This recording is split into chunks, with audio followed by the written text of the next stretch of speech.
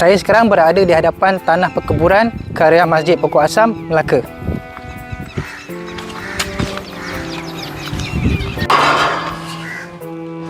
Assalamualaikum warahmatullahi wabarakatuh.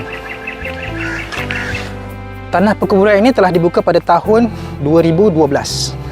Pada ketika video ini direkodkan, kapasiti tanah perkuburan ini adalah sekitar 60 hingga 70%.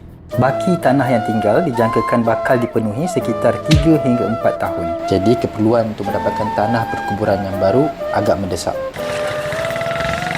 Pihak Masjid Pokok Asam telah mengenal pasti tanah bersebelahan dengan tanah perkuburan sedia ada bakal dibeli untuk dijadikan sebagai tapak perkuburan yang baru.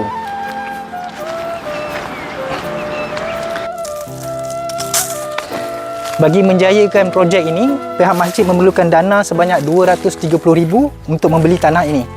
Jadi saya ingin mengajak kepada semua untuk menyertai program ini bagi sama-sama kita mendapatkan tanah ini dijadikan sebagai tapak perkuburan yang baru bagi karya Masjid Pokok Asam.